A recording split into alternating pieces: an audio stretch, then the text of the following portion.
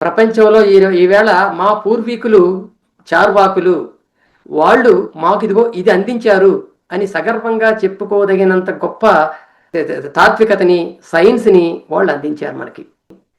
ఈ చార్వాకులు అనే దానికి మనకు 2-3 పదాలు వినపడుతుంటాయి. ఒకటి ఏంటంటే లోకాయత అనే పదం వినపడుతుంటది, చార్వాక అనే పదం వినపడుతుంటది. లోకాయతులే చార్వాకులు, చార్వాకులే లోకాయతులు అని కూడా చెప్తుంటారు. డిఫరెన్స్ వీళ్ళిద్దరి మధ్య ఉంది. సిద్ధాంతరీత్యా ఒకటే అయినప్పటికీ కూడా కాలాన్ని బట్టి వాళ్ళు చెప్పిన విశేషాలను బట్టి కొంత తేడా ఉంది. మొట్టమొదట లోకాయుతులు ఉండేవారు.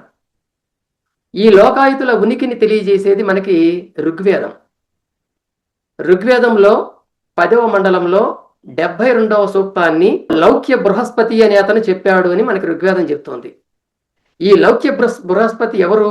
లోక యొక్క కొడుకు అని అర్థం. లౌక్యుడు అవుతాడు. అతని పేరు బృహస్పతి.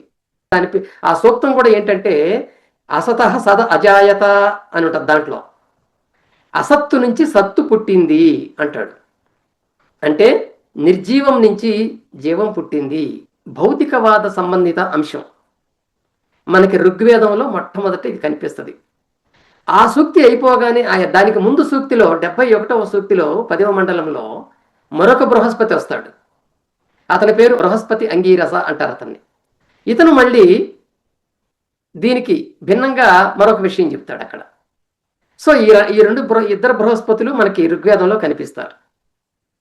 ఒకళ్ళు భౌతికవాదానికి దారితీసే ఆలోచనలు చేస్తే మరొకరు అభౌతికవాదానికి దారితీసే ఆలోచనలు చేస్తారని మనకు ఆ ఋగ్వేదంలో చెప్తుంది. ఇదిగో ఈ లౌక్య బృహస్పతికి సంబంధించిన శిష్యులు, ఆ తర్వాత అతను వచ్చినటువంటి శిష్యులు కానీ, ఆ శిష్యులు కానీ వీళ్ళంతా కూడా లోకాయతులు, లౌకాయతులు అనే 2 పేర్లతో పిలువబడ్డారు. ఋగ్వేద కాలము క్రీస్తు పూర్వం 1200 నుంచి 800 సంవత్సరాల వరకు ఈ కాలాన్ని ఋగ్వేద కాలం అంటారు. ఈ కాలంలో లోకాయతులు ఉన్నారు. వాళ్ళు ఈ ప్రకృతికి సంబంధించి, భౌతికమైనటువంటి అంశాలకు సంబంధించి అప్పుడు వచ్చినటువంటి సాహిత్యంలో వాళ్ళు కనపట్టుగా మనకు కనిపిస్తారు. బ్రాహ్మణిజం అని ఇప్పుడు ఏదైతే అంటున్నామో ఆ వాదం అనేటువంటిది డెవలప్ అయింది మనకి ఆ తర్వాత నుంచే. ముఖ్యంగా యజుర్వేద కాలం దగ్గర నుంచి, అంటే 800 క్రీస్తు పూర్వం 800 నుంచి 400 సంవత్సరాల వరకు వచ్చిన ఆ యజుర్వేద కాలంలోనే బ్రాహ్మణవాదానికి సంబంధించిన సిద్ధాంతం డెవలప్ అయింది. దాన్ని ఖండిస్తూ వాస్తవ విషయాలను బయటకు తీస్తూ వ్యాఖ్యానాలు చేస్తూ వాటికి వచ్చినటువంటి వాళ్ళు కూడా లోకాయతులే. సో వీళ్ళ ఉనికి ఎప్పటిదాకా ఉంది అంటే క్రీస్తు శకం 4-5 శతాబ్దాల వరకు కూడా వీళ్ళ ఉనికి ఉంది. క్రీస్తు శకం 7వ శతాబ్దం తర్వాత నుంచి చార్వాకుల రంగం మీదకి వచ్చారు. లోకాయత అనే పదం క్రమక్రమంగా తగ్గిపోతూ వస్తున్న దశలో వీళ్ళు వచ్చారు. వీళ్ళు కూడా లోకాయతులే, కాకపోతే పేరు మారింది. వీళ్ళకి అప్పుడున్నటువంటి పండితులు ఆ పేరు పెట్టారు. ఈ పేరుకు మూలం ఎక్కడుంది, దీనికి ఎక్కడి నుంచి వచ్చింది? చాలా మంది చార్వాకులు అనే పదానికి డెఫినేషన్ ఇస్తూ చారువాకులు అంటే, చారు అంటే అందంగా, వాకులు అంటే మాట్లాడేవాళ్ళు, చారువాకులు అంటుంటారు. ఇది రాంగ్ డెఫినేషన్. ఇంకొక అర్థం కూడా చెప్తారు. చర్వ అనే పదం నుంచి వచ్చింది. చర్వ అంటే నమలటం సంస్కృతంలో. చెప్పిన విషయాన్ని చెప్తుంటారు కాబట్టి వాళ్ళు చార్వాకులు అయ్యారు అని కొంతమంది చెప్తూ ఉంటారు. ఇది కూడా కరెక్ట్ కాదు. సంస్కృతంలో వ్యాకరణ గ్రంథాన్ని రాసిన పాణిని పేరు వినుంటారు మీరు. ఈ పాణిని రాసిన వ్యాకరణానికి అష్టాధ్యాయి అని పేరు. మళ్ళీ దానికి భాష్యం రాసిన వాళ్ళు వేరే ఉన్నారు. వాక్యకారం వరరుచిం, భాష్యకారం పతంజలిం, పాణినిం సూత్రకారంచ ప్రణతోస్మిన మునిత్రయం అని చెప్పి ఆ సంస్కృత వ్యాకరణం చదవబోయేటువంటి వాళ్ళందరూ కూడా ఈ ప్రార్థన చేస్తారు ఎప్పుడు కూడా. వాక్యకారుడు వరరుచి అనే అతను పాణిని సూత్రాలకి ఆయన చెప్పని అంశాలకి కొత్త అంశాలను చేరుస్తూ వాక్యాలు రాశాడు. తర్వాత ఈ రెండింటికి కలిపి వాటి భాష్యం రాసిన వాడు పతంజలి. పతంజలి అంటే యోగా నేర్చిన పతంజలి కాదు, ఆయన వేరు ఈయన వేరు. సో వాక్యకారుడు వరరుచి, భాష్యకారుడు పతంజలి, పాణినేమో సూత్రకారుడు. ఈ ముగ్గురుతో ఆ వ్యాకరణం వచ్చింది. ఈ ముగ్గురు రాసిన వ్యాకరణానికి ఒక వృత్తిని, దాన్ని కాశికా వృత్తి అని పిలుస్తారు. దాంట్లో ఆ వృత్తిలో మొట్టమొదటిగా మనకి చార్వి, చార్విక అనే పదాలు కనపడతాయి. నయతే చార్వి లోకాయతే, చార్వి బుద్ధి, తత్ సంబంధాదాచార్యోపి చార్వి స లోకాయత శాస్త్రే పదార్థాన్ నయతే ఉపపత్తిభిః స్థిరీకృత్య శిష్యేభ్యః ప్రాపయతి తే యుక్తిభిః స్థాప్యమానాః సమ్మానితాః పూజితా భవంతి. అంటే ఇక్కడ చార్వి అనేటువంటి అతను లోకాయతకు సంబంధించిన వాడు. చార్వి అనేటువంటిది రెండు అర్థాలు కలిగింది. ఒకటి బుద్ధి అనే అర్థంలో ఉంటుంది, ఇంకోటి వ్యక్తి పేరుగా కూడా ఉంటుంది. దాన్ని బోధించేటువంటి ఆచార్యుడి పేరు కూడా చార్వి. అతను ఏం చేస్తాడట, స లోకాయత శాస్త్రే పదార్థాన్ నయతే. లోకాయత శాస్త్రంలో శాస్త్రానికి ఉన్నటువంటి పదాలకు అర్థాలను ఆయన చెప్తుంటాడు. ఆ లోకాయతులు చెప్పిన పదార్థవాదాన్ని కూడా చెప్తుంటాడు. ఉపపత్తిభిః స్థిరీకృత్య శిష్యేభ్యః ప్రాపయతి అంటే కారణాలను చూపించి కారణాలను నిర్ణయించి శిష్యులందరికీ కూడా బోధిస్తూ ఉంటాడు. తే యుక్తిభిః స్థాప్యమానాః సమ్మానితాః పూజితా భవంతి. ఆ శిష్యులు అతని దగ్గర యుక్తియుక్త వాదాలను నేర్చుకొని యుక్తివాదాన్ని నేర్చుకొని అనేక యుక్తుల్ని స్థాపించి అందరి చేత సమ్మానించబడుతూ ఉంటారు, పూజించబడుతూ ఉంటారు అని ఆ కాశికా వృత్తిలో పేర్కొంటే చార్వాకులు ఆ రోజుల్లో పూజించబడేవాళ్ళు, అభిమానించబడేవాళ్ళు జనంతో. వాళ్ళు పదార్థాన్ని గురించి చెప్పేవాళ్ళు. పదార్థాన్ని గురించి, పదార్థం అంటే రెండు అర్థాలు చెప్తాడు ఇక్కడ. లోకాయత శాస్త్రానికి సంబంధించిన పదాలకు అర్థాలని చెప్పడం అనేది, లోకాయత శాస్త్ర పదార్థ శాస్త్రం, లోకాయత శాస్త్రం చెప్పేటువంటి పదార్థ శాస్త్రం గురించి అని ఆ రెండు అర్థాలు చెప్తారు దాంట్లో. సో ఏదైనా సరే వాటి గురించి వివరిస్తూ చాలా మంది చేత సన్మానించబడుతుంటారు, పూజించబడుతూ ఉంటారు అని చెప్పి ఆయన చెప్తాడు. ఇక్కడ చార్వి అనే పదానికి సంస్కృతంలో కా అనే ప్రత్యయాన్ని చేరిస్తే, కా అనే ప్రత్యయం చేరిస్తే చార్విక అవుతుంది. ఆ చార్విక అనే దానికి కొంతమంది దాని అర్థం తెలుసుకోలేక, ఈ కాశికాకారుడు చెప్పినటువంటి అర్థాన్ని గ్రహించలేక వాళ్ళు ఏం చేశారంటే, చారు అంటే అర్థం ఉంది, వికా ఏమిటి, ఈ వికాకి ఏం అర్థం లేదే, బహుశా వాక అయి ఉంటుంది అనుకొని దానికి వాకాగా మార్చి దాన్ని చార్వాక అనే పదాన్ని క్రియేట్ చేసుకున్నారు. చార్వాక అనే పదానికి అర్థం లేదు. ఏది, బుద్ధి కలవాడు అనే అర్థం లేదు. చార్విక అనే దానికి ఉంది. చార్విని కలిగిన వాడు అని అర్థం చెప్పొచ్చు, చార్వాకకి లేదు. అయితే వాడుకలోకి పడిపోయి అది అలవాటైపోయింది అంతే. అందువలన ఇప్పుడు చార్వాక అనేది కామన్ వర్డ్ అయిపోయింది, అందరికి తెలిసిన వర్డ్. దానికి కూడా బుద్ధి కలవాడు అని అర్థం చెప్పుకోవాలి, లేదా బుద్ధివాదాన్ని చెప్పేవాడు, బుద్ధివాదాన్ని ప్రచారం చేసేవాడు. బుద్ధివాదము అంటే హేతువాదము. మీకు ఉత్తర భారతదేశంలోకి వెళ్తే దాన్ని బుద్ధివాదం అని అంటున్నారు ఇప్పటికి కూడా హేతువాదాన్ని. హేతువాదం అనే పదాన్ని మనం తెలుగునాట వ్యాప్తి చేసాం, కానీ ఒక్కొక్క రాష్ట్రంలోకి వెళ్తే దాన్ని ఒక్కొక్క పేరుతో పిలుస్తున్నారు. కేరళలోకి వెళ్తే యుక్తివాదం అంటారు వాళ్ళు, తర్వాత కర్ణాటకలోకి వెళ్తే విచారవాదం అంటారు వాళ్ళు, మరి నార్త్ ఇండియాలోకి వెళ్తే బుద్ధివాదం అంటున్నారు, పంజాబ్లోకి వెళ్తే తర్కశీల్ అంటున్నారు. అట్లా ఒక్కొక్క చోట ఒక్కొక్క పేరు దానికి ఉండిపోయింది. మొత్తానికి చార్వాక అంటే హేతుబుద్ధితో వాదించేవాడు, హేతుబుద్ధిని గురించి చెప్పేవాడు. ఈ లోకాయత శాస్త్రానికి పూర్వం ఇప్పుడు నాస్తికులంటే ఎలా వ్యతిరేకత ఉందో, హేతువాదులంటే ఏ విధంగా ద్వేషించటం ఉందో అది లేదు. చాలా గౌరవప్రదంగా లోకాయతవాదం ఆ రోజుల్లో ఉండేది. ఎంత గౌరవప్రదము అంటే, క్రీస్తు పూర్వం 6వ శతాబ్దానికి ముందే ఉన్నటువంటి కౌటిల్యుడు అర్థశాస్త్రాన్ని రాసి అందులో రాజు అయినటువంటి వాడు ఖచ్చితంగా అన్వీక్షకి నేర్చుకోవాలి అంటాడు.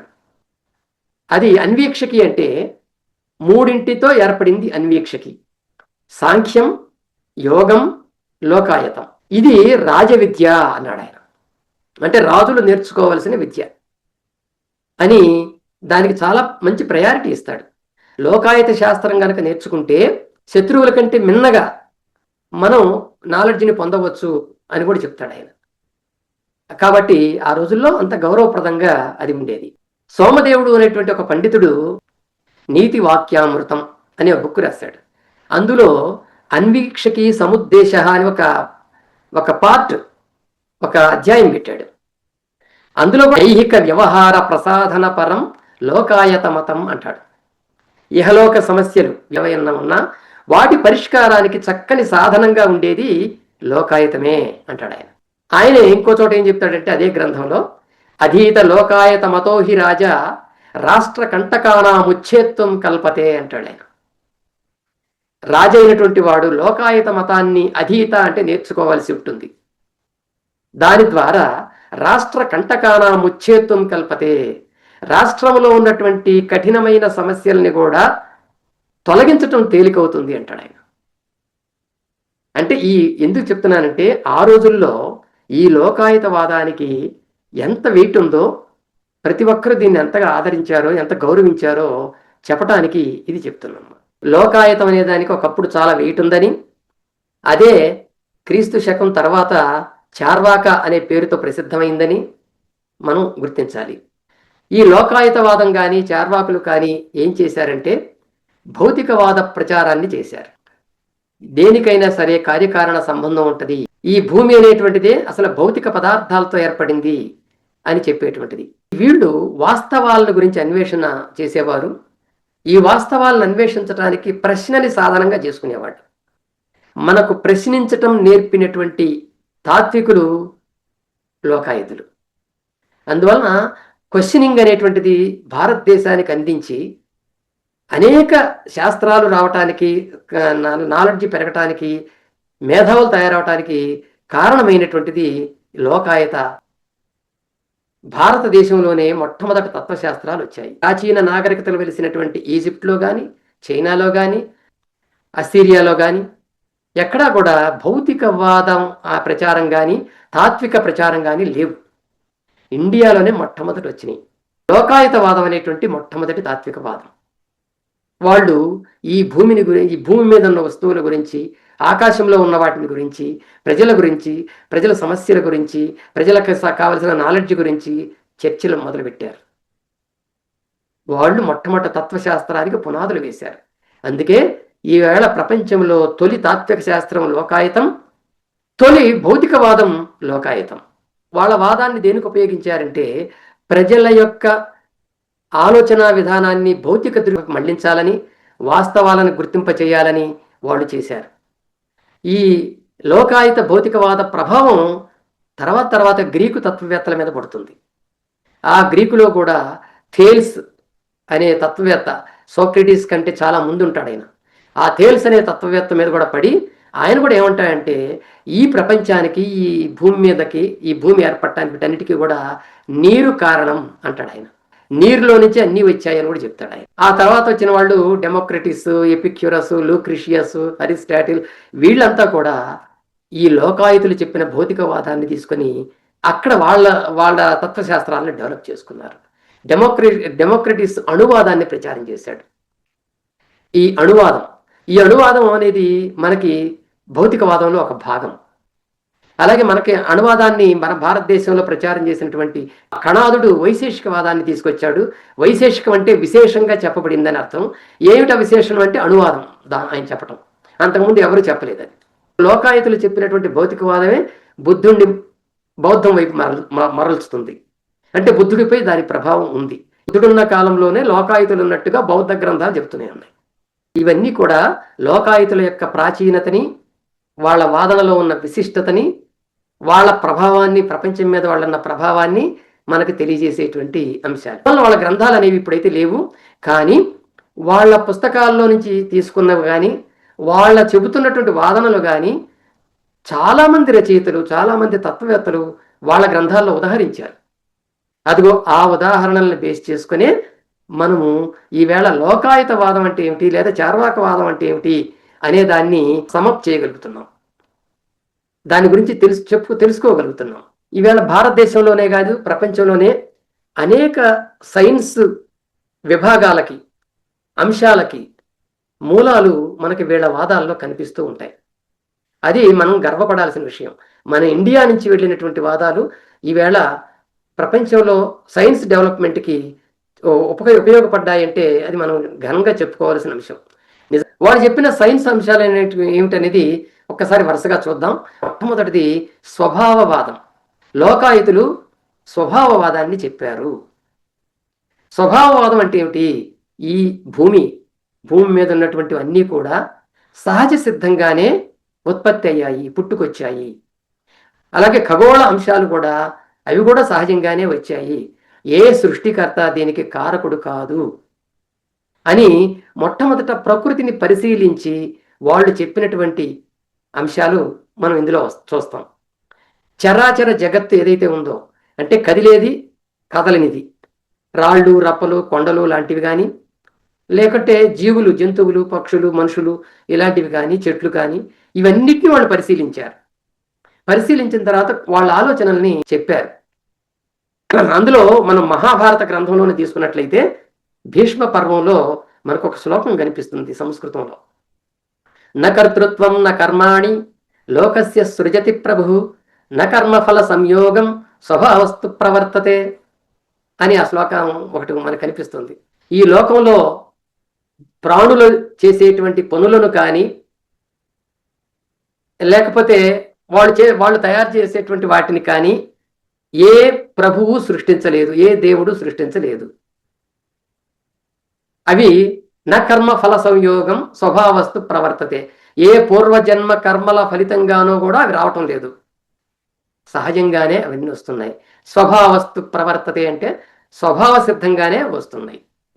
సర్వసిద్ధాంత సంగ్రహం అనేటువంటి గ్రంథం ఒకటి ఉంది, అదొక తత్వ గ్రంథం.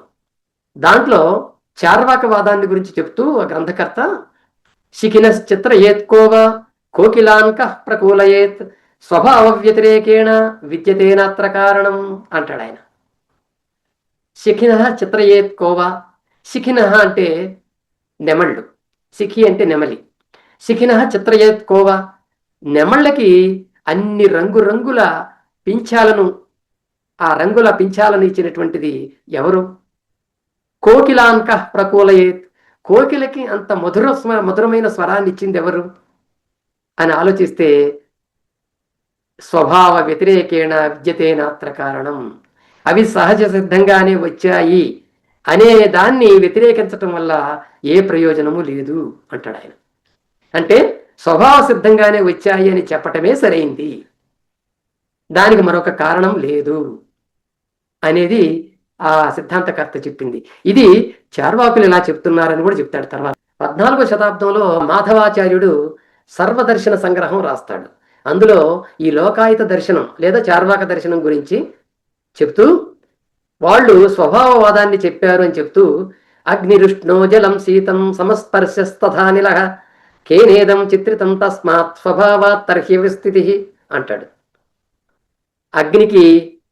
అగ్ని ఉష్ణం, అగ్నికి వేడి, నీటికి చల్లదనం, అలాగే అనిలంకి గాలికి సమస్పర్శ, అంటే సమస్పర్శ అంటే అటు వేడి ఇటు చల్లదనం, ఈ రెండింటిని సమానంగా ఇవ్వటం, ఇవన్నీ కూడా ఎవరు చేశారు? ఎవరు చేయలేదు, వీటిని సహజ సిద్ధంగానే వచ్చాయి అని చార్వాకులు చెప్తారని చెప్పి ఆ చార్వాక దర్శనం అనేటువంటి ఒక అధ్యాయంలో చెప్తాడు ఆయన. శాస్త్రానికి మూల పురుషుడైనటువంటి వరాహమిహిరుడు బృహత్ సంహిత అనే పుస్తకం రాస్తాడు. దానికి వ్యాఖ్యానం రాస్తూ భట్టోత్పలుడు అనే ఆయన దానికి వ్యాఖ్యానం రాస్తూ ఒక శ్లోకం రాశాడు చార్వాకవాదం గురించి చెప్తూ. న కంటకానాం ప్రకరోతి తైక్ష్ణ్యం విచిత్ర భావం మృగపక్షిణాంచ మాధుర్యమిక్షో కటుతాంచ నింబే స్వభావత సర్వమిధం ప్రవృత్తం అంటాడు. ముళ్ళుంటాయి, ఈ ముళ్ళకి ఆ పదును ఇచ్చింది ఎవరు? అలాగే అనేక మృగాలు ఉన్నాయి, అనేక పక్షులు ఉన్నాయి, అవి రంగురంగులుగా ఉంటాయి, అవి విచిత్రమైనటువంటి చేష్టలు చేస్తూ ఉంటాయి, విచిత్రంగా అరుస్తూ ఉంటాయి, ఒకదానిలాగా మరొకటి ఉండదు. ఈ మృగ పక్షుల్లో వచ్చినటువంటి ఈ వైచిత్రికి కారణం ఎవరు? మాధుర్యమిక్షోహో, చెరుకుకి తీయదనాన్ని తెచ్చింది ఎవరు? కటుతాంచ నింబే, వేపకి చేదుని తెచ్చింది ఎవరు? ఇవన్నీ కూడా స్వభావత సర్వమిదం ప్రవృత్తం, ఇవన్నీ కూడా స్వభావ సిద్ధంగానే వాటికి వచ్చాయి అని ఆ భట్టోత్పలుడు చార్వాకవాదాన్ని వివరిస్తూ చెప్తాడు. అదే ఆయనే ఇంకో చోట ఏమంటాడంటే అపరే లోకాయితిక స్వభావం జగత కారణమాహు స్వభావాదేవ జగత విచిత్రముత్పద్యతే స్వభావతో విలయం యాతి అని లోకాయుతులు చెప్తుంటారు అని చెప్పి అంటాడు ఆయన. లోకాయుతులు ఈ స్వభావమే జగత్తుకి కారణము, స్వభావ సిద్ధంగానే ఈ ప్రపంచము ఉంటున్నది. ఈ జగత్తులో కనిపించేటువంటి విచిత్రాలన్నింటికి కూడా స్వభావమే కారణము. ఈ జగత్తులో కలిగేటువంటి విలయాలు, ప్రకృతి విపత్తులు ఏవైతే ఉన్నాయో వాటికి కూడా స్వభావమే కారణము అని వాళ్ళు చెప్తారని చెప్పి ఆయన అందులో చెప్తాడనమాట. ఇంకొక సర్వసిద్ధాంత సంగ్రహంలో కూడా ఆ రచయిత ఏం చెప్తాడంటే, నకల్ప్యౌ సుఖ దుఃఖాభ్యాం ధర్మాధర్మౌ పరైరిహ స్వభావేన సుఖీ దుఃఖీ జనోన్యత్ నైవ కారణం అంటాడు. అంటే ఈ ప్రపంచంలో సుఖాలు దుఃఖాలు అన్నీ ఉన్నాయి. మనుషులు సుఖపడుతుంటారు, దుఃఖపడుతూ ఉంటారు. ఈ సుఖాలకి దుఃఖాలకి కారణం ఇతరులు ఏమని చెప్తారంటే మతాచరణ అని చెప్తారు.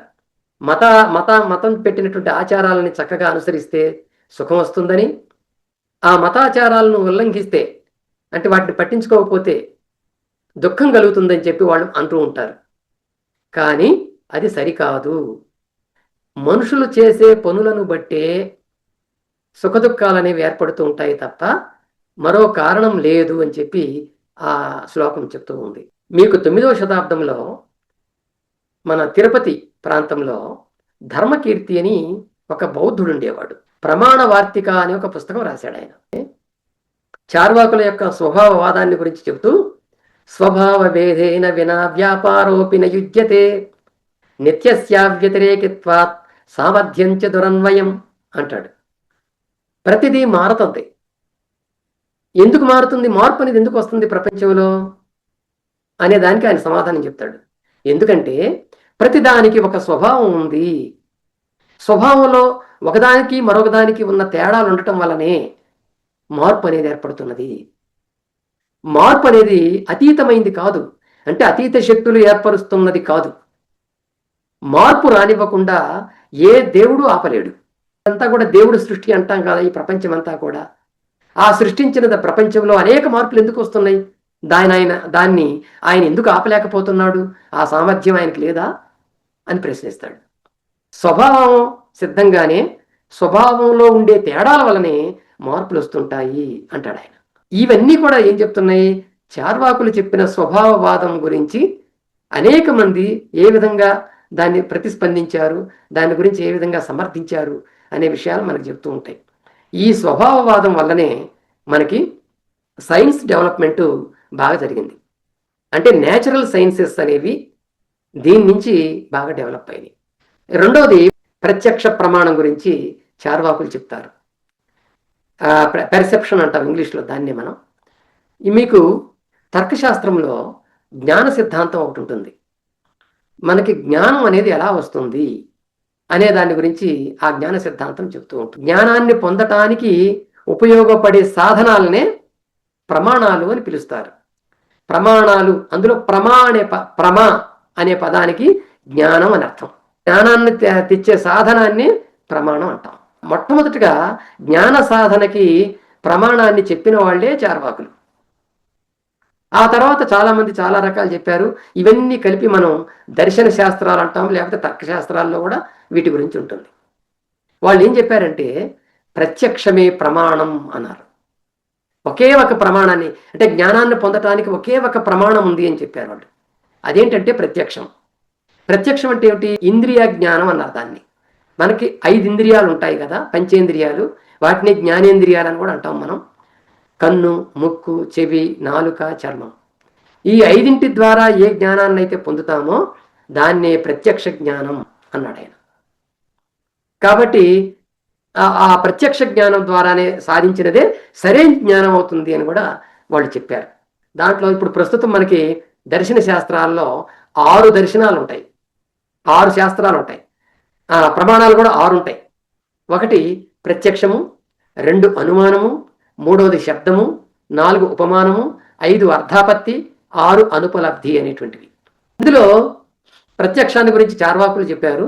ఆ తర్వాత అనుమానం అనేటువంటి దాని గురించి సాంఖ్యులు చెప్తారు. అంటే కళ్ళతో చూసిందే కాదు, మనకి పూర్వం ఉన్నటువంటి అనుభవాన్ని దృష్టిలో పెట్టుకొని ఇంకొక అనుమానించడం, వేరే దాన్ని అనుమానించడం ద్వారా కూడా జ్ఞానాన్ని పొందవచ్చు అంటారు వాళ్ళు. ఉదాహరణకి ఎక్కడో దూరంగా కొండలు ఉన్నాయి, ఆ కొండల్లో పొగొస్తా ఉంది. ఈ దూరం నుంచి చూస్తాం మనం.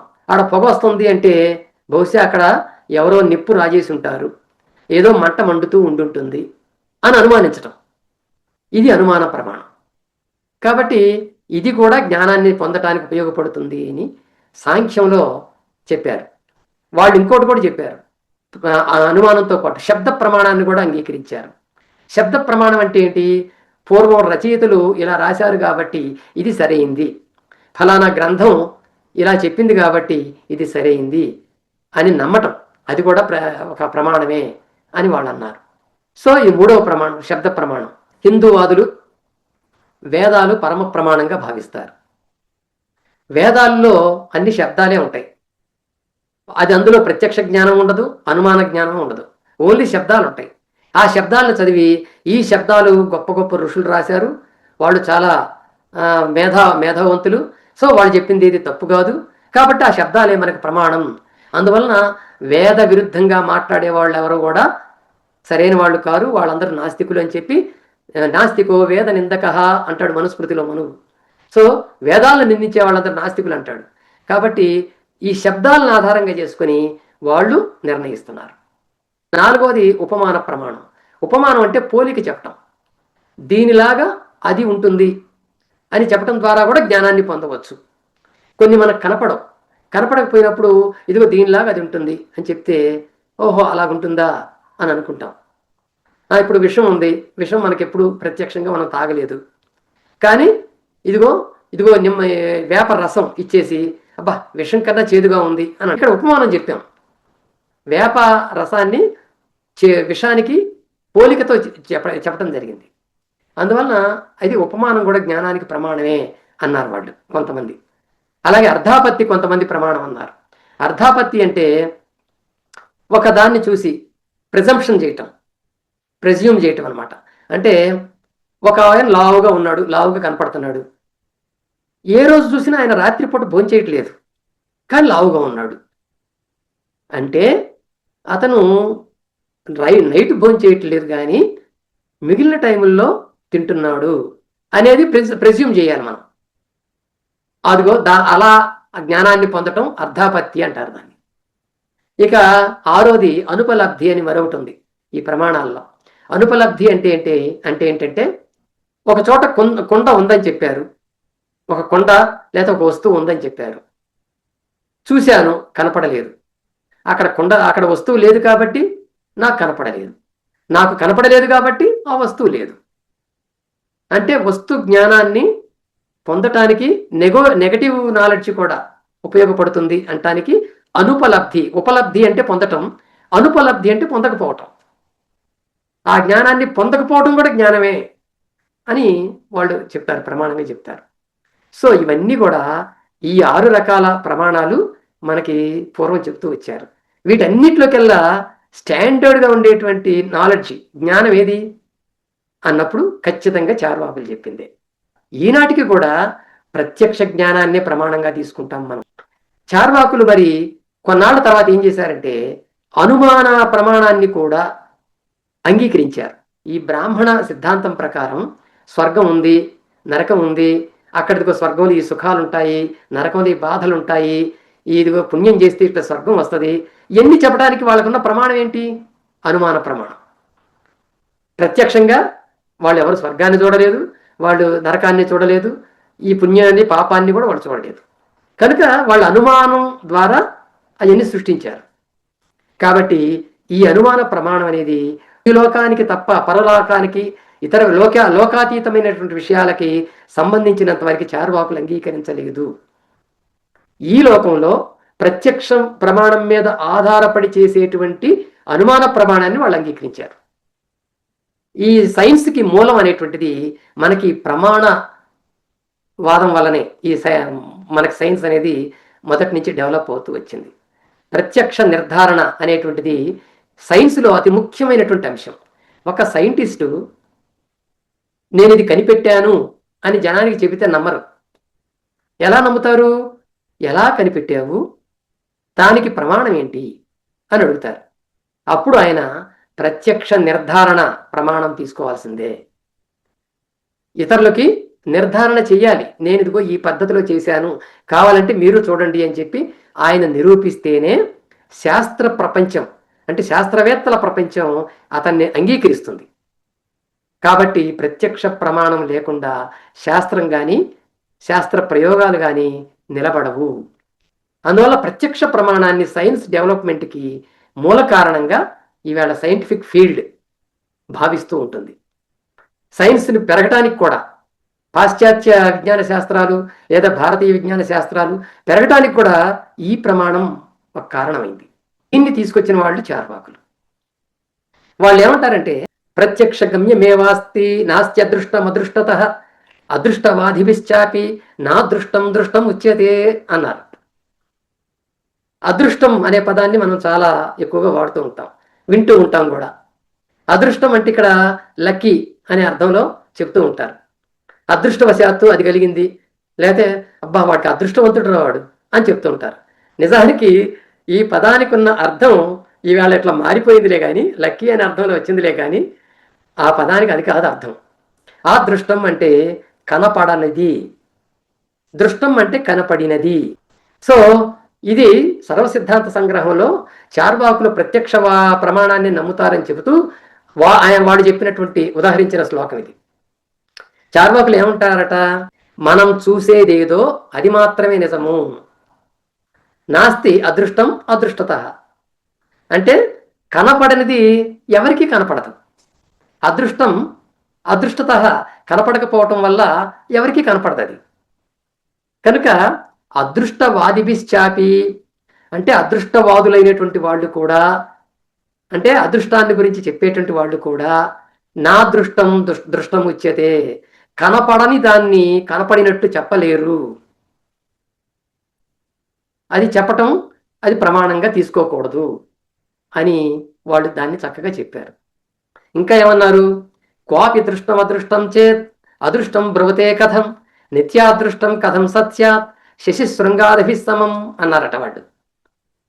క్వాపి దృష్టం అదృష్టం చేత్ అంటే కనిపించని దాన్ని ఎవరైనా చూస్తే అది అది అదృష్టం కాదు, అంటే కనిపించనిదిగా ఉండదు. కనిపించని దాన్ని చూసినప్పుడు అది కనిపించినట్లే కదా, ఇంకా అది అదృష్టం కాదు. ఎప్పుడు ఎవరికి కనిపించనిది సత్యం ఎలా అవుతుంది? సో ఎవరికైనా ఎప్పుడైనా కనిపిస్తేనే ఆ వస్తువు ఉంది లేదా అది సత్యం అని చెప్పడానికి వీలుంది. కానీ ఎప్పుడు ఎవరికి కనిపించనిది సత్యం ఎలా అవుతుంది? కాబట్టి నిత్యాదృష్టం కథం సత్యాత్, ఎప్పుడూ కనపడిన దాన్ని సత్ అని ఎలా అంటాం, సత్యం అని ఎలా అంటాం? ఉదాహరణకి శశి శృంగాదిభి సమం, కుందేటికి కొమ్ములు ఉన్నాయని చెప్పడం ఎలాంటిదో అలాంటిది ఇది. కుందేటికి కొమ్ములు ఎప్పుడూ ఉండవు, అయినా సరే ఉన్నాయని చెప్తే ఎట్లా? అది విరుద్ధం కదా అని వాళ్ళు చెప్పారు. ఆ షడ్దర్శన సముచ్చయం అని చెప్పి హరిభద్ర సూర్య అనే ఒక పండితుడు ఒక శ్లోకం చెప్తాడు దీని మీద. తస్మాత్ దృష్ట పరిత్యాగాత్ అదృష్టేచ ప్రవర్తనం లోకస్య తద్విమూఢత్వం చార్వాకా ప్రతిపేదిరే అంటాడు తన గ్రంథంలో. అంటే కనిపించేదాన్ని వదిలి కనిపించిన దాన్ని నమ్ముకోవటం ప్రజల అజ్ఞానమేనని చార్వాకులు అంటున్నారు అంటాడు ఆయన. కనిపించేదాన్నేమో పట్టించుకోరు, కనిపించిన దాన్ని నమ్ముకుంటుంటారు. అంటే ఇది చాలా మందిలో అప్పటికే ఏమని అనిపించిందంటే స్వర్గం మోక్షం నరకం వీటి గురించి తలుచుకోవటం. మంచి పనులు చేస్తే మనకి పుణ్యం వస్తుంది, పుణ్యం వస్తే స్వర్గం వస్తుంది, మరి పూర్వజన్మలో చేసుకున్నటువంటి పుణ్యం ఈ జన్మలో మనకు ఉపయోగపడుతుంది. ఇలా ఏవైతే నమ్ముతున్నారో ఇదంతా ప్రజల అజ్ఞానం. ఎందుకంటే ఇవేవి కనిపించేవి కాదు.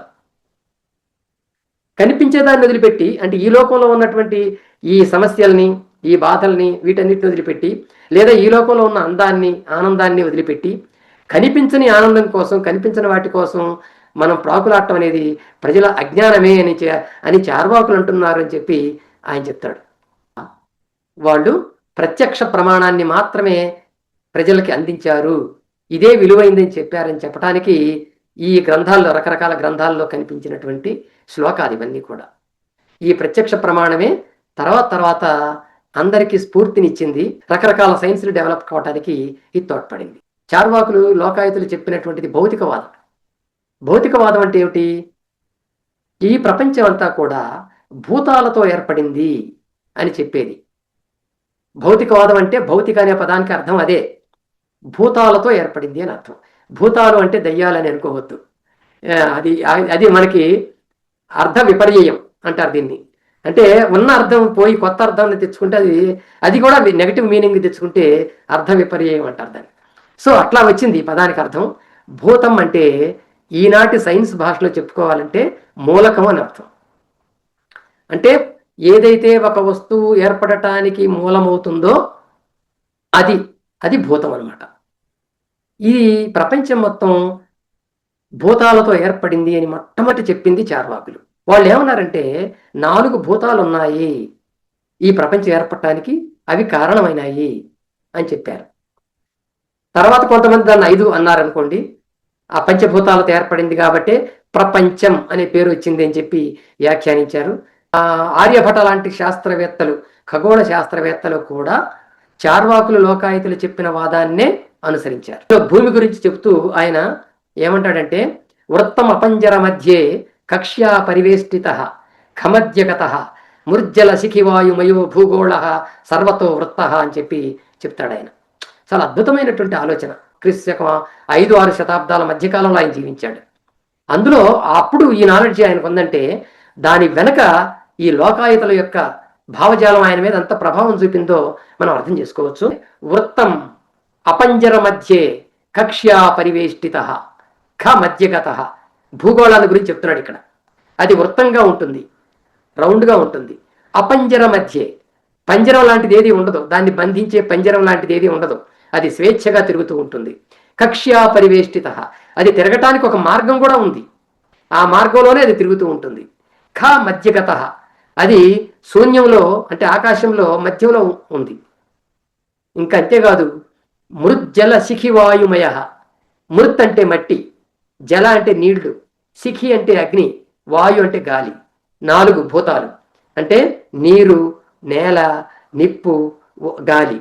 ఈ 4 భూతాలతో ఏర్పడి ఉంటుంది. భూగోళ సర్వతో వృత్త భూగోళము అంతా వృత్తంగానే ఉంటుంది అని చెప్తాడు. ఈ థాట్ అంటే భూమి గుండ్రంగా ఉంది అనే థాట్ ఆ కాలంలో చెప్పినటువంటి వాడు ఆయన ఒక్కడే. అంత అద్భుతమైనటువంటి జ్ఞానం. ఈ చతుర్భూతాలతో ఈ భూగోళం ఉంది అని చెప్తున్నాడు. ఇది లోకాయుతుల నుంచి ఆయన తీసుకున్నటువంటి జ్ఞానం. అలాగే గ్రీకు దేశంలో కూడా ఎంపిడికల్స్ అనేటువంటి ఒక తత్వవేత్త, ఆయన సోక్రటీస్ కంటే ముందువాడు. ఆయన తర్వాత థేల్స్ ఇట్లాంటి వాళ్ళు వచ్చారు. అంటే క్రీస్తు పూర్వం 450 సంవత్సరాల ప్రాంతం వాడు ఆయన. ఆయన ఎంపిడికల్స్ కూడా ఈ వాదాన్ని సమర్థించాడు. లోకాయుతులు అంతకుముందే ఉన్నారు, అది మనం గుర్తుంచుకోవాలి.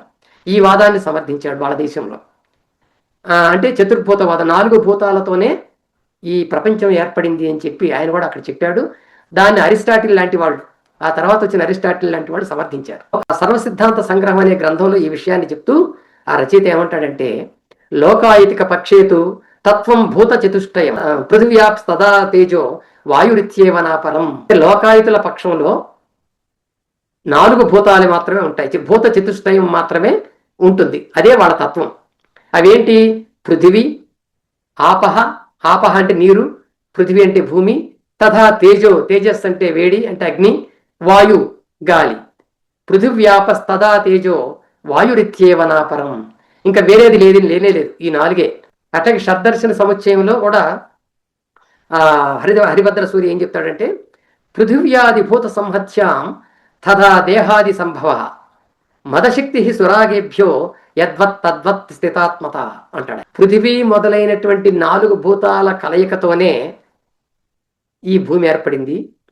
అలాగే దేహాలు కూడా ఏర్పడ్డాయి. తథా దేహాది సంభవ దేహము మొదలైనవి కూడా అలాగే ఏర్పడ్డాయి. ఎలా? ఈ 4 భూతాల కలయికతో అవన్నీ ఎలాగ ఏర్పడతాయి అనే దానికి ఆయనకు ఉదాహరణ ఇస్తాడు. మదశక్తి సురాగేభ్యో యద్వత్ తద్వత్ స్థితాత్మత అంటాడు ఆయన. మనకి సారాయి తయారు చేసేటప్పుడు రకరకాల పదార్థాలు అందులో వేస్తాం. బెల్లం వేస్తాం, పిండి వేస్తాం, రకరకాల పదార్థాలు వేస్తాం. వాటన్నింటినీ సురాగాలు అని పిలుస్తారు. ఈ సురాగాలన్నింటి కలయికతో మదశక్తి ఎలా పుడుతుంది? అలాగే ఈ సారాయి తయారు చేసేటువంటి పదార్థాల్లో దేనిలో కూడా మాదక శక్తి లేదు. బెల్లంలో లేదు, పిండిలో లేదు, ఇంకా ఇతర వాటిల్లో కూడా లేదు. కానీ ఇవన్నీ కలయటం వల్ల ఆ శక్తి వస్తుంది. అది అలా అంటే పరిణామవాదాన్ని చార్వాకులు లోకాయతులు ఆ రోజే దీన్ని బయటికి తీసుకొచ్చారు. జడభూత వికారేషు చైతన్యం యత్తు దృశ్యతే తాంబూలపోగ చూర్ణానాం యోగాద్రాగ ఇవోత్థిత అంటాడు. చాలా అద్భుతమైనటువంటి ఒక ఎగ్జాంపుల్ ఇది. జడభూత వికారేషు చైతన్యం యత్తు దృశ్యతే. జడ పదార్థాలు ఉన్నాయి, జీవ పదార్థాలు ఉన్నాయి. ఇవి మార్పులు చెందుతూ ఉంటాయి. జడ పదార్థాలు కూడా మారుతుంటాయి, అలాగే జీవమున్న పదార్థాలు కూడా మారుతూ ఉంటాయి. జీవమున్న పదార్థాల్లో చైతన్యం కూడా కనిపిస్తూ ఉంటుంది మనకి. ఈ చైతన్యము, ఈ వికారాలు ఇవన్నీ ఎక్కడి నుంచి వచ్చాయి వాటికి అంటే ఆయన ఒక ఉదాహరణ చెప్తాడు. తాంబూల పూగ చూర్ణానాం యోగాత్ రాగ ఇవోత్థిత. తాంబూలం అంటే తమలపాకు, పూగ అంటే వక్క, చూర్ణం అంటే సున్నము. ఈ మూడింటి కలయిక వల్ల కొత్త రంగు ఎలా బయటకు వస్తున్నది అలా అని చెప్తాడు ఆయన.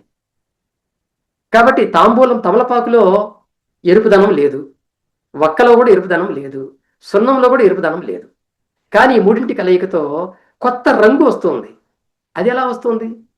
అది అలాగే ఇవన్నీ కూడా రకరకాల పాళ్లల్లో కలవటం వల్ల వాటిల్లో చైతన్యము, వాటిల్లో మార్పులు వస్తూ ఉన్నాయి అని చెప్తున్నాడు ఆయన. ఆ బుద్ధ చరిత్రం రాసిన అశ్వఘోషుడైతే ఏమంటాడంటే అద్భిర్హుతాశ శమముభ్యపేతి తేజాంసి చాపో గమయంతి శేషం భిన్నాని భూతాని శరీర సంస్థాన్ ఐక్యంచ గత్వా జగదుద్వహంతి అంటాడు ఆయన. అద్భిర్హుతాశ శమముభ్యపేతి. నీళ్లున్నాయి, నీళ్ళని నిప్పుల్లో చల్లితే ఏమవుతుంది? నిప్పు ఆరిపోతుంది. అంటే నీళ్లు నిప్పుని ఆర్పగలుగుతున్నాయి. అలాగే నిప్పు నీళ్లను కూడా లేకుండా చేయండి అంటే నిశ్శేషం ఆవిరైపోయేట్లు చేస్తూ ఉంది. ఈ 4 భూతాల్లో శరీరంలోకిగా ఏర్పడి ఈ ప్రపంచం అనేటువంటిది భిన్న స్వభావాలతో పుడుతూ ఉంది అని చెప్తాడు ఆయన.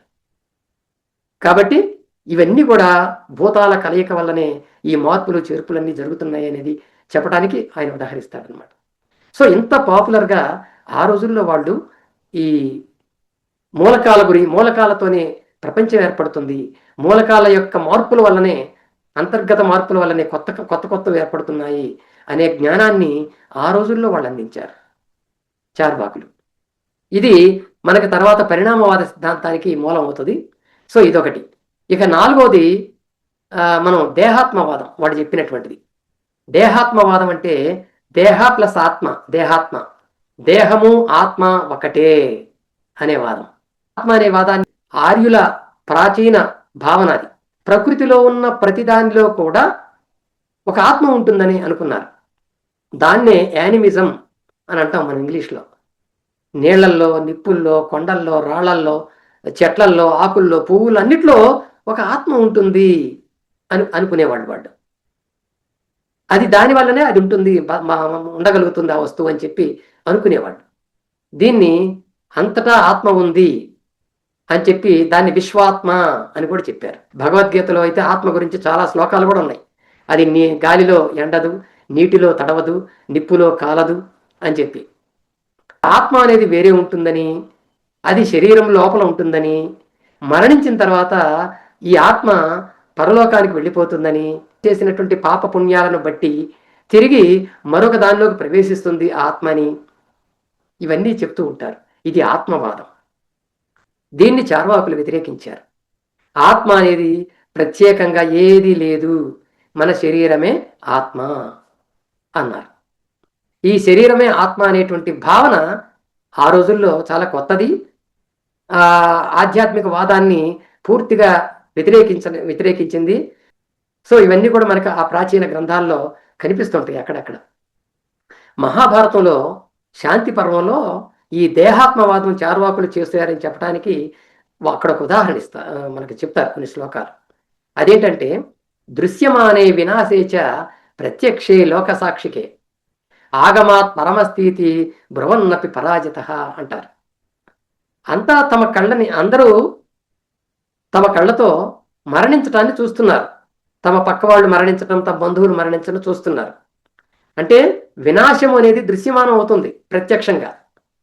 దృశ్యమానే వినాశేచ ప్రత్యక్షే లోకసాక్షికే. లోకంలో మనందరికీ ప్రత్యక్షంగా కనపడుతుంది అది. అయినా మత గ్రంథాలను నమ్మేవాళ్ళు ఆత్మ ఉన్నది అనుకుంటున్నారు. అది మాత్రమే చావలేదు, అది వెళ్ళిపోయింది పైకి, శరీరం మాత్రం చనిపోయింది అని చెప్పి అనుకుంటున్నారు. వారు తమ వాదనలో ఓటమి పొందుతున్నారు, వాళ్ళు పరాజితులు అని చెప్పి అందులో చెప్తారు. అద్వైత బ్రహ్మసిద్ధి అనే ఒక గ్రంథంలో పశ్యామి శృణోమి ఇత్యాది ప్రతి ఇత్యామరణ పర్యంతం యావంతీంద్రియాణి తిష్టంతి తాన్యేవాత్మ అన్నారు వాళ్ళు. మనం చచ్చిపోయేంత వరకు కూడా నేను చూస్తున్నాను, నేను వింటున్నాను, నేను చేస్తున్నాను, నేను మాట్లాడుతున్నాను అని అంటుంటాం. మనం చనిపోయేంత వరకు మనకు ఆ జ్ఞానం ఉంటుంది. ఈ జ్ఞానం రావటానికి కారణం ఎవరు? చూస్తున్నాను, వింటున్నాను, చేస్తున్నాను, వీటన్నిటికీ కారణం ఎక్కడున్నాయి? మన ఇంద్రియాలే కారణం. అవి ఆ చెప్పటానికైనా ఇంద్రియాలే కారణం, ఆ పనులు చేయటానికైనా ఇంద్రియాలే కారణం. ఇంద్రియాలకు మించిన ఆత్మ లేదు అని ఆ గ్రంథం చెప్పింది. ఈ శాంతి పర్వంలోని మహాభారతంలో ఏతోవట కణీకాయాం ఘృత పాకాది వాసనం జాతి స్మృతి రయస్కాంత సూర్యకాంతో అంబుభక్షణం అని చెప్పి ఒక శ్లోకం ఉంది. ఇందులో ఏం చెప్తాడంటే, మనిషి యొక్క రేతస్సు నుంచే, అంటే వీర్యం నుంచే శరీరంతో పాటు చైతన్యము, బుద్ధి, మనస్సు వస్తాయి. శరీరంతో పాటే వస్తాయి. సూర్యంలో నిప్పు ఎట్లాగైతే వస్తుందో, పుట్టుతుందో, అయస్కాంతం ఎలాగైతే ఇనుముని ఆకర్షిస్తుందో, మనస్సు కూడా శరీరం చేసే పనులన్నిటికీ కారణమవుతుంది. కాబట్టి ఇక ఆత్మకి ఇందులో పని లేదు, మనస్సే అన్నిటికీ ముఖ్యమైనది అని చార్వాకులు చెబుతారని చెప్పి శాంతి పర్వం చెబుతుంది. జీవితంచ శరీరంచ జాత్యైవ సహజాయతే ఉభౌ సహ వివర్ధేతే ఉభౌ సహ వినశ్యతే. జీవితము, శరీరం. జీవితము అంటే చైతన్యం, చైతన్యము, శరీరం. జీవి అంటే ప్రాణి, తా అంటే తత్వం, ప్రాణి యొక్క తత్వం అంటే చైతన్యం. అది ప్లస్ శరీరం, ఈ రెండు కూడా కలిసే పుడతాయి. ఉభౌ సహ వివర్ధేతే, ఆ రెండు కలిసే పెరుగుతాయి. ఉభౌ సహ వినశ్యతే, ఆ రెండు కలిసే నశిస్తాయి అని ఆ శాంతి పర్వంలోనే చెప్పారు. కాబట్టి చైతన్యము, శరీరము ఈ రెండు కూడా విడివిడి కాదు, అవి రెండు ఒకటే, కలిసే ఉంటాయి. శరీరం, చైతన్యవంతమైన శరీరమే మనకి దేహాత్మ అని చెప్పి చెప్తుంటారు అనమాట. ఎది ప్రాణయతే వాయురేవ విశిష్యతే శ్వసత్యాభాషతే చైవ తస్మాత్ జీవో నిరర్థక అంటాడు అక్కడే. అంటే ఎది ప్రాణయతే వాయువు వల్లనే మనకి ప్రాణం ఉంటున్నది. కాబట్టి వాయువే చాలా గొప్పది. వాయువు మనకి శ్వాసనిస్తున్నది. ఆ వాయువు ఉండటం వల్లనే మనం భాషిస్తున్నాం, సంభాషించగలుగుతున్నాం. వాయువే చాలా గొప్పది తప్ప జీవం అనేది నిరర్థకమైనది. జీవం అంటే ఆత్మ అనేది నిరర్థకమైంది అని చెప్పి చార్వాకులు చెప్తున్నట్టుగా చెప్తారు దాంట్లో వాళ్ళు. ఇంకా అర్థం కావడానికి ఇంకొక ఉదాహరణ వేస్తాడు దాంట్లోనే, మహాభారతంలో శాంతి పర్వంలోనే. చిన్నస్య యది వృక్షస్య సమూలం ప్రతిరోహిత బీజాన్యస్య ప్రవర్తంతే మృత క్వః పునరేష్యతి అంటాడు. చెట్టు వేళ్లతో సహా పెకలింపబడితే మనందరికీ అనుభవంలో ఉన్న విషయం. చెట్టును కనుక వేళ్లతో సహా మనం పెకిలిస్తే అది తిరిగి పుట్టడం కానీ, పుష్పించటం కానీ, పండ్లు కాయటం కానీ జరగదు. ఆ చెట్టు నుంచి వచ్చిన విత్తనాలు ఏవైతే ఉంటాయో వాటి నుంచి మాత్రమే మళ్ళీ చెట్టు వస్తుంది. చచ్చిపోయిన శరీరం కూడా అంతే అని చెప్తాడనమాట. అంటే ఒక చెట్టుని సమూలంగా పీకేస్తే ఇంకా దాంట్లో నుంచి ఏవైనా ఎలాగైతే రావో, అలాగే చనిపోయిన శరీరంలో నుంచి ఆత్మ లాంటివి ఏవి కూడా బయటికి రావు, అసలు అవి లేవు అని చాలా క్లియర్గా ఆ శాంతి పర్వంలో చెప్తారు. ఇవన్నీ డార్విన్ కంటే ముందే ఇలాంటి ఆలోచనలు వాళ్ళు చేశారు. జీవులు ఎలా పుడతాయి అనే దానికి ఆ రోజుల్లో చెప్పింది ఏంటి? భగవంతుని దయ వల్ల, దేవుడి దయ వల్ల జీవులు పుడుతున్నాయి. సృష్టికర్త అయినటువంటి బ్రహ్మ సృష్టిస్తున్నాడు.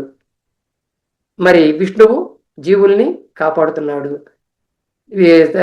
శివుడు లయకారుడు, లయ చేస్తున్నాడు అంటే నాశనం చేస్తున్నాడు. ఈ సృష్టివాదం అనేది వాళ్ళు అట్లా చెప్పుకున్నారు. దానికి భిన్నంగా చార్వాకులు చెప్పారు చాలా స్పష్టంగా. ఆ రోజుల్లో ఈ నాలెడ్జ్ చెప్పడం అనేది మనకి ఆశ్చర్యకరంగా ఉంటుంది. బీజమాత్రం పితా జంతో శుక్రశోణితమేవచ సంయుక్తం ఋతుమున్మాత్ర పురుషస్యేహ జన్మతత్. ఇది రామాయణంలో ఉంది ఈ శ్లోకం. రామాయణంలో రాముడికి ఒక చార్వాకులతో పరిచయం ఉంటుంది. ఆయన కూడా దశరథుని ఆస్థానంలో ఉండే వాడే. అతని పేరు జాబాలి. వశిష్ఠుడు, జాబాలి వీళ్ళందరూ కూడా దశరథుని ఆస్థానంలో ఉన్నటువంటి వాళ్ళే. ఇంతకుముందే మనం చెప్పుకున్నాం, లోకాయుతులకి అంతకుముందు మంచి గౌరవం ఉండేది రాజాస్థానాలలో అని కూడా. తండ్రి అంటే జీవుల యొక్క తండ్రి నుంచి బీజం వస్తుంది, అది శుక్ర బీజం. అలాగే ఋతుమతి అయినటువంటి అంటే పీరియడ్స్కి వెళ్ళినటువంటి స్త్రీ యొక్క రక్తం అంటే శోణితమైనటువంటి ఎర్రగా ఉన్నటువంటి రక్తం నుంచి మరొక కణం వస్తుంది. ఈ రెండింటి సంయుక్తం మన పురుషు అంటే మనుషులు జన్మించడానికి కారణం అని చెప్తాడు ఆయన. మనుషుల జన్మల్ని ఎంత క్లియర్గా ఆ రోజు వాళ్ళు వివరించారో దీన్ని బట్టి మనం తెలుసుకోవాలి. ఇంత నాలెడ్జ్ని వాళ్ళు ఆ రోజు అంత అందించినా కూడా ఇప్పటికీ దేవుడి దయ వల్లే పిల్లలు పుడుతున్నారు అనుకునే స్థాయిలో ఉండిపోయారు జనం. దీనికి కారణం ఎవరు ప్రచారం చేసిన అజ్ఞానమో మనం తెలుసుకోవచ్చు. బుద్ధ చరిత్రంలోనే అశ్వఘోషుడు చార్వాకుల గురించి చెప్తూ యత్ పాణిపాదోదర పృష్ఠమూర్ధ్నాం నివర్తతే గర్భగత స్వభావ యదాత్మనస్తస్య తస్య తేన యోగ స్వాభావికం తత్కథయంతి తజ్ఞాః అంటాడు. యత్ పాణి, పాద, ఉదర, పృష్ఠ, మూర్ధన ఇవన్నీ కూడా. పాణి అంటే చేతులు, పాద అంటే కాళ్ళు, ఉదర అంటే పొట్ట, పృష్ఠ అంటే వెనక భాగం, జగన భాగం పిరుదులు, మూర్ధన అంటే తల. ఇవన్నీ కూడా గర్భంలో ఉన్నప్పుడే ఏర్పడతాయి. స్త్రీ గర్భంలో ఇవన్నీ కూడా ఏర్పడతాయి. కాబట్టి వీటన్నిటి ద్వారా వీటన్నిటి కలయిక తర్వాత వాటికి వచ్చే చైతన్యం కూడా అక్కడే ఏర్పడుతుంది. కాబట్టి ఈ చైతన్యం ఏదైతే ఉందో అది ఆత్మ కాదు, తల్లి గర్భంలోనే పదార్థ అంటే అవయవాలతో పాటు ఏర్పడే ఒక సహజమైన ప్రక్రియ అని చెప్పి దాంట్లో ఆయన చెప్తాడు. తత్వ సంగ్రహం అని ఇంకొక గ్రంథంలో కూడా వాళ్ళు స్పష్టంగా చెప్తారు చార్వాకుల ఆ సిద్ధాంతాన్ని. కాయాదేవతతో జ్ఞానం ప్రాణాపానాధ్యతిష్ఠితాత్ యుక్తం జాయత ఇత్యేతత్ కంబలాశ్వతరోదితం. అది కంబలాశ్వతరుడు అనేటువంటి చార్వాకుడు ఇలా చెప్తున్నాడయ్యా అని చెప్తున్నారు. ప్రాణవాయువు, అపానవాయువు. అపానవాయువు అంటే కింద నుంచి మనం వదిలే గాలి, ప్రాణవాయువు అంటే పైనుంచి పీల్చుకునే గాలి. సో ఈ ప్రాణవాయువు, అపానవాయువు ఇవన్నీ కూడా శరీరంలో ఎలాగైతే ఏర్పడటం వల్ల మనకి అంటే వీటన్నిటితో తయారైన శరీరంలో నుంచే జ్ఞానం అనేది పుట్టుకొస్తున్నది. శరీరం నశిస్తే ఆ జ్ఞానం కూడా నశిస్తుంది. ఆ జ్ఞానాన్ని ఆత్మ గుర్తుంచుకుంటుందని, మళ్ళీ తరువాత జన్మలో ఆ జ్ఞానాన్ని తీసుకెళ్ళి ఇస్తుందని, కాబట్టి పూర్వజన్మలో ఉన్న జ్ఞానం కొంతమందికి తెలుసని, ఇదంతా అబద్ధం అని చెప్పటానికి ఆయన ఈ శ్లోకం చెప్పాడు. చార్వాకులు ఇట్లా అంటున్నారని చెప్పడానికి. స్థూలోహం తరుణో వృద్ధో యువేత్యాది విశేషణై విశిష్టో దేహ ఏవాత్మ నతతో అన్యో విలక్షణ అంటాడు. అంటే స్థూల శరీరం ఏది, నేను లావుగా ఉన్నాను, నేను యవ్వనంలో ఉన్నాను, నేను పిల్లవాడిగా ఉన్నాను, నేను ముసలివాడిగా ఉన్నాను అని చెప్పేది ఏదైతే ఉన్నాయో, ఈ చెప్పేది ఏదైతే ఉందో అది దేహమే, ఇంకా వేరే ఏదేది చెప్పట్లేదు. అది దేహమే చెప్తోంది. ఎలా చెప్తోంది? తనలో ఉన్న అవయవాల ద్వారానే చెప్తోంది. అంతే తప్ప ఒక ఆత్మ ఉండి ఇది నా శరీరం, ఇది నా బుద్ధి, లేదా నేను యవ్వనంలో ఉన్నాను, నేను లావుగా ఉన్నాను, ఇలాంటి ఏదో వేరే ఉండి చెప్పట్లేదు. శరీరమే చెప్తోంది ఆ మాట, తన వాగింద్రియాల ద్వారా అవన్నీ చెప్తోంది అని చార్వాకులు అంటారని చెప్పి వాడు చెప్పారు. నరకానుభవో శస్త్రవ్యాధ్యుపద్రవ మోక్షస్తు మరణం తచ్చ ప్రాణవాయు నివర్తనం అని సర్వసిద్ధాంత గ్రంథం చెప్పింది. వాళ్ళు దాంట్లో ఏం చెప్తారంటే నరకం, స్వర్గం అని చెప్పి అంటుంటారు. అవేవి కాదు. నరకానుభవం అనేటువంటిది నరకంలో ఉన్నటువంటి అనుభవం ఏదంటే వైరులు శత్రువుల వల్ల, శస్త్ర ఆయుధాల వల్ల, వ్యాధి రోగాల వల్ల, ఇట్లాంటి ఉపద్రవాల వల్ల వచ్చే బాధలే మనకి నరకం. ఇక మోక్షం అని అంటూ ఉంటారు. మోక్షస్తు మరణం తచ్చ ప్రాణవాయు నివర్తనం. అంటే ప్రాణవాయువు ఎప్పుడైతే శరీరంలో ఆగిపోతుందో, గాలి ఎప్పుడైతే ఆగిపోతుందో ఆ మరణమే మోక్షం. మోక్షం అంటే మరణమే, ఇంకేమీ లేదు అని చెప్పారు. అంతేగాని ఆత్మ వెళ్ళి పరమాత్మతో కలవటం, అది కైవల్యం అని చెప్పుకోవటం ఇవన్నీ వట్టిది అని అని చార్వాకులు చెప్తున్నట్టుగా ఆ గ్రంథం చెప్తూ ఉంటుంది. కాబట్టి ఇంత క్లియర్గా వాళ్ళు దేహమే శరీరము, దేహమే ఆత్మ, ఆత్మ వేరే అనేది లేదు, ఈ రెండు ఒకటే, శరీరము చైతన్యము ఈ రెండు ఉంటేనే జీవం ఉన్నట్టు లెక్క, అంతేగాని ఆత్మ ఉండటం కాదు జీవం అంటే అని వాళ్ళు చాలా క్లియర్గా ఆ రోజు చెప్పారు. అందువలన ఈ నాలెడ్జి తర్వాత చాలా ఉపయోగపడింది సైన్స్కి. తర్వాత చాలా సైన్స్ డెవలప్ కావడానికి కారణమైంది. అంటే ఆత్మ అనేది ఉంటుందని, శరీరానికి బాధ కలిగిస్తే వచ్చే జన్మలో అది ప్రతీకారం తీర్చుకుంటుందని, దయ్యాల రూపంలో వస్తుందని చెప్పటం ఏదైతే ఉందో దాన్ని తప్పు అని చెప్పారు చార్వాకులు. అది తప్పు అన్నారు. శరీరం నశిస్తే ఇంకంతా నశించినట్టే, ఆ శరీరం అప్పటిదాకా ఉన్న జ్ఞానాన్ని పోగొట్టుకున్నట్టే, ఆ శరీరం అప్పటిదాకా అనుభవించిన అనుభవాల్ని పోగొట్టుకున్నట్టే, ఇంకా వేరే ఏముండదు, బయటికి వెళ్ళేది ఏముండదు అని అది తెలుసుకోవాలని చెప్పి వాళ్ళు ఆ రోజు చెప్పారు. ఇవి ఈ 4 వాదాలు నేను ఇప్పుడు మీ ముందు పెట్టాను. ఒకటి స్వభావవాదం చెప్పారు వాళ్ళు, రెండోది ప్రత్యక్షమే ప్రమాణం అని చెప్పారు వాళ్ళు, మూడోది భౌతికవాదం చెప్పారు, నాలుగోది దేహాత్మవాదం చెప్పారు. ఈ చార్వాకవాదాన్ని ఆదరించిన వాళ్ళు ఎవరన్నా ఉన్నారా పూర్వం అన్నప్పుడు ఉన్నారు. ఎవరు ఆదరించారంటే ఇక్కడ మూలవాసులు ఆదరించారు. ఎందుకంటే వాళ్ళు అప్పటిదాకా కూడా ప్రకృతిని పరిశీలిస్తూ ప్రాకృతిక జీవనాన్ని గడుపుతున్నారు. వాళ్ళు ఆమోదించారు. ఆ తర్వాత బౌద్ధులు ఆదరించారు మళ్ళీ చార్వాకుల్ని. ఆ తర్వాత జైనులు ఆదరించారు.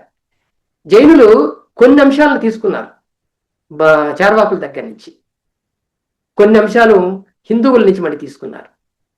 ఉదాహరణకి పూర్వజన్మ పునర్జన్మలు లాంటివి హిందువుల నుంచి తీసుకున్నారు. కానీ ఈ స్వర్గం నరకం లాంటి వాటిని తీసుకోలేదు, ఆత్మ లాంటి వాటిని కూడా తీసుకోలేదు. సో వాళ్ళు ఒక డిఫరెంట్ ఇది చెప్పుకున్నారు. కాబట్టి చార్వాకుల్ని ఆ రోజు కొంతమంది రకరకాల నిందలు వేశారు, తిట్టారు, పురాణ కథల్లో వాళ్ళని విలన్స్గా చూపించారు, పాషండ మతం అని చెప్పి ఏసడించారు, అన్ని చేశారు. కానీ కొంతమంది స్వీకరించారు. ఆ స్వీకరించిన వాళ్ళల్లో నుంచే శాస్త్రవేత్తలు వచ్చారు. సైన్స్ అభివృద్ధికి ఆనాడు వాళ్ళు కారకులయ్యారు. చరకుడు, సుశ్రుతుడు, జీవకుడు ఇలాంటి వాళ్ళందరూ కూడా ఏమిటది వైద్య శాస్త్రంలో ప్రవీణులుగా కనిపిస్తారు. చరకుని గ్రంథం వైద్య గ్రంథం కానీ, సుశ్రుతుడు కానీ, జీవకుడు అంటే బుద్ధుడికి కూడా వైద్యం చేసిన వాడు. ఆ జీవకుడు కానీ వీళ్ళందరూ కూడా వైద్య శాస్త్రాన్ని వాళ్ళు నేర్చుకోగలిగారంటే, దానిలో పేరు పొందారంటే వెనక వాళ్ళని చార్వాక ఫిలాసఫీ వాళ్ళని ముందుకు నడిపింది.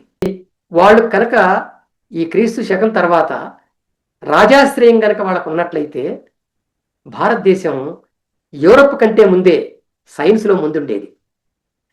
యూరప్ సాధించినటువంటి, యూరప్ నిద్రావస్థలో ఉన్న పరిస్థితుల్లోనే వీళ్ళు అద్భుతమైనటువంటి సైంటిఫిక్ నాలెడ్జ్ని వాళ్ళు తీసుకొచ్చారు. యూరప్లో ఎప్పుడు వచ్చింది? రెనైజాన్స్ తర్వాత వచ్చింది ఈ నాలెడ్జ్ అంతా కూడా. అది ఎక్కడి నుంచి వచ్చింది? గ్రీకుల నుంచి వచ్చింది. గ్రీకులు చల్లా చెదిరైపోయారు 6వ శతాబ్దం తర్వాత. ఎందుకయ్యారు? రోమన్ చక్రవర్తులు గ్రీకు మీద దేశం మీద దండయాత్ర చేసి అక్కడ గ్రంథాలన్నింటినీ కూడా నాశనం చేయడానికి వాళ్ళు ప్రయత్నించినప్పుడు ఆ గ్రంథాలను పట్టుకొని వాళ్ళు యూరప్ దేశాలకు పారిపోయారు. అక్కడ వాళ్ళ నాలెడ్జ్ని మళ్ళీ కొత్త వాళ్ళకి నేర్పారు అక్కడ. అందువలన మతానికి భిన్నమైనటువంటి పునర్వికాస ఉద్యమం, రెనైజాన్స్ అంటాం దాన్ని, ఆ ఉద్యమం అక్కడ వచ్చింది. అక్కడి నుంచి ఇక సైన్స్ డెవలప్ అయింది. నిజానికి ఆ గ్రీకులకి జ్ఞానాన్ని అందించినటువంటి వాళ్ళు మన చార్వాకుల లోకాయుతులు ఇక్కడ. సో మనకి ఎందువలన వాళ్ళ వాదం ఈవేళ వెనకబడిపోయింది, ఎందుకు దాన్ని ముందుకు తీసుకెళ్ళలేకపోయాం, ఎందుకు మనం ఇప్పటికీ కూడా జ్ఞానంలో సైన్స్లో ఎందుకు వెనకబడి ఉన్నాం అంటే ఈ చార్వాకవాదాన్ని ఏసడించటం వల్ల, చార్వాకుల్ని తక్కువగా చేయటం వల్ల, వాళ్ళ మీద అబద్ధాలు అపనిందలు వేయటం వల్ల అది వెనక్కి వెళ్ళిపోయింది. ఎప్పుడైతే వాస్తవ జ్ఞానం వెనక్కి వెళుతుందో అప్పుడు అబద్ధం ఆ మొత్తం దేశమంతటా వ్యాపిస్తుంది. ఒక 1000-1500 సంవత్సరాల నుంచి కూడా మన దేశం విజ్ఞానంలో వెనకబడటానికి కారణం చార్వాకవాదాన్ని తిరస్కరించటం. కానీ బయట వాళ్ళు ఏం చేశారు, ఆ గ్రీకుల నుంచి నేర్చుకున్న యూరోపియన్స్ వాళ్ళు వీటన్నిటిని తీసుకొని జీవశాస్త్రాన్ని డెవలప్ చేశారు. పర్యావరణ శాస్త్రం, ఇప్పుడు స్వభావవాదం ఉందనుకోండి, స్వభావవాదం అంటే న్యాచురల్ సైన్స్. జీవశాస్త్రం డెవలప్ అయింది, పర్యావరణ శాస్త్రం డెవలప్ అయింది. అక్కడ జీవుల్లో వైవిధ్యం ఎందుకు వస్తుంది, జీవుల వైవిధ్యం ని పరిశీలించి ఏవి ఏ చేష్టలు చేస్తాయి, ఏవి ఏ రకంగా ప్రవర్తిస్తాయి, ఏవి ఏ విధంగా సంతానాన్ని పొందుతాయి, ఇలా జీవ వైవిధ్యంలో ఉన్నటువంటి పరిశీలన జ్ఞానాన్ని పరిశీలించడం వల్లనే ఆ శాస్త్రాలు డెవలప్ అయినాయి. ఇదంతా దీనికి మూలం చార్వాకుల స్వభావవాదంలో ఉంది. అలాగే భౌతికవాదం, ఈ చతుర్భూతవాదం ఏమని చెప్పింది, ఇదిగో తాంబూల పూగ చూర్ణానం, తమలపాకు ఆకు వక్క కలిస్తే కొత్త రంగు వస్తుంది అని చెప్పింది. కొత్త రంగు రావటం అనేటువంటిది ఇవి కలవటం వల్ల వచ్చింది కదా. అంటే సమ్మేళనం, రసాయనాల సమ్మేళనం వల్ల కొత్తది పుట్టుకొస్తుంది అనే జ్ఞానాన్ని వాడు చెప్పారు. అలాగే ఈ 4 భూతాలు కలయిక వల్ల కొత్తది వస్తుంది అన్నారు. అలా ఎప్పుడైతే ఈ కొత్తది వస్తుంది అనేటువంటి దాన్ని చెప్పారో దాన్ని యూరోపియన్స్ పట్టుకొని ఇంకా అంటే గాలి, నీరు, నేల, నిప్పు ఈ 4 కాకుండా ఇంకా సూక్ష్మంగా పరిశోధనలు చేశారు. వెళితే అప్పుడు మూలకాలు బయటపడ్డాయి. ఆ మూలకాలే ఇప్పుడు మనకి సహజ మూలకాలు 92 అని, ఇప్పుడు మొత్తం 118. వీటి వల్ల రసాయన శాస్త్రం అనేటువంటి డెవలప్ కావటం, ఈ మూలకాల గురించి తెలుసుకోవటం, మూలక సమ్మేళనాల వల్ల ఏవేవి వస్తాయి అనేది కనిపెట్టడం, ఇవన్నీ కూడా డెవలప్ అవడానికి దానివల్ల ఫార్మసీ డెవలప్ అయింది, మెడిసిన్స్ వచ్చినాయి దానివల్ల. ఇట్లా చాలా సైన్స్ చాలా విస్తృతంగా డెవలప్ కావడానికి అదిగో పూర్వీకులు చెప్పినటువంటి ఆ వాదం. అలాగే భౌగోళిక విజ్ఞానం పెరిగింది. ఈ భూమి మీద ఉండేటువంటి జంతువులు వీటిని స్టడీ చేయటం, ఈ భూమి మీద ఉన్నటువంటి వాయువుల్ని స్టడీ చేయటం, మట్టిని స్టడీ చేయటం, ఇవన్నీ కూడా భౌగోళిక శాస్త్రం డెవలప్ కావటానికి, ఈ చతుర్భూతాలని పరిశీలించటం. అలాగే ఆర్యభట్టుడు ఖగోళ విజ్ఞానాన్ని తీసుకురావడానికి కూడా ఈ చతుర్భూతవాదం తోడ్పడింది. ఇవన్నీ ఉన్నాయి. అలాగే ప్రత్యక్ష ప్రమాణం వాడు చెప్పడం వల్ల క్వశ్చనింగ్ అనేది డెవలప్ అయింది మన వాళ్ళల్లో, జనంలో. ప్రతిదాన్ని ప్రశ్నిస్తే ఖచ్చితమైన ఆన్సర్ వస్తే అప్పుడు అది జ్ఞానం అవుతుంది అని వాళ్ళు తెలుసుకున్నారు. కారణ కార్యవాదం అనేది డెవలప్ అయింది, కాజ్ అండ్ ఎఫెక్ట్ థియరీ అది డెవలప్ అయింది. అలాగే ఇంతకన్నా ఎవిడెన్స్ బేస్డ్ సైన్స్ డెవలప్ అయింది. అంటే ఎవిడెన్స్ ఉంటేనే అది సైన్స్ అవుతుంది, ఎవిడెన్స్ లేకపోతే ఇది నాన్ సైన్సే అని అనుకోవటానికి మూల కారణం ప్రత్యక్ష ప్రమాణం. సో ఈవేళ ఒకదాన్ని శాస్త్రీయం అంటున్నాం, ఒకదాన్ని అశాస్త్రీయం అంటున్నాం. అంటే శాస్త్రీయం అని దేన్ని అంటున్నాం, ఎవిడెన్స్ ఉన్నదాన్ని అంటున్నాం, ఎవిడెన్స్ లేనిది అశాస్త్రీయం అంటున్నాం. అంతేకాదు ఈ ప్రత్యక్ష ప్రమాణం వల్లనే ఇవాళ ల్యాబొరేటరీ ఈ ఇన్వెన్షన్స్ ఏవైతే ఉన్నాయో, అంటే ప్రయోగశాలల్లో ప్రయోగాలు చేయటం ద్వారా నిరూపించడం అనేటువంటిది ఏదైతే ఉందో దానికి ప్రత్యక్ష ప్రమాణమే మూలం. మరొక ప్రమాణంతో అది సాధ్యం కాదు. కనుక అంత గొప్ప విలువైనటువంటి సిద్ధాంతాలని ఆ రోజు చార్వాకులు మనకి తీసుకొచ్చి చెప్పారు. ఈ దేహాత్మవాదం ఉంది, ఆత్మ అబద్ధం అని, కర్మలు, జన్మలు, దయ్యాలు, పరలోకాలు ఇవన్నీ వట్టిదని చెప్పింది అది. దానివల్ల ఏమైంది, ఈవేళ సైన్స్ రంగంలో దేహం లోపల ఏముంటుంది, దేహంలో ఏ భాగాలు ఉంటాయి, అవి ఎలా పనిచేస్తాయి, ఫిజియాలజీ డెవలప్ అయింది, ఎనాటమీ డెవలప్ అయింది, పిల్లలు ఎలా పుడతారనేది ఆ రోజుల్లో వాళ్ళు చెప్పారు. ఇట్లా చూసుకుంటూ పోతే అనేక శాస్త్రాలు రావటానికి ముందే ఈ శాస్త్రాలకు ఉన్నటువంటి మౌలిక అంశాలని ఆనాడు చార్వాకులు ఆ రోజుల్లో వివరించారు. అది ఎంత గ్రేటో మనం ఆలోచించాలి. ఇంత గొప్ప వారసత్వాన్ని మనకు వాళ్ళు అందించారు. మనం వాటిని ఈవేళ పట్టించుకోవట్లేదు, పైగా వాటిని నిందిస్తున్నాం. ఇది మనంతటా మనం చేసుకుంటున్నటువంటి కల్పించుకుంటున్నటువంటి వెనుకబాటుతనం. ఇది ఇప్పటికైనా సరే ప్రాచీన ఆ వాదాలను కనుక, ఆ అంశాలను కనుక మనం బయటకు తీసుకొస్తే కనుక ఏదైతే అశాస్త్రీయమో అదంతా తొలగిపోద్ది, శాస్త్రీయ స్పృహ కూడా పెరుగుతుంది. ఇది చార్వాకులు మనకు అందించిన వెలుగు. ఈ వెలుగుల్లో భారతదేశాన్ని నిర్మించుకుంటే మనం చాలా ముందుకెళ్తాం.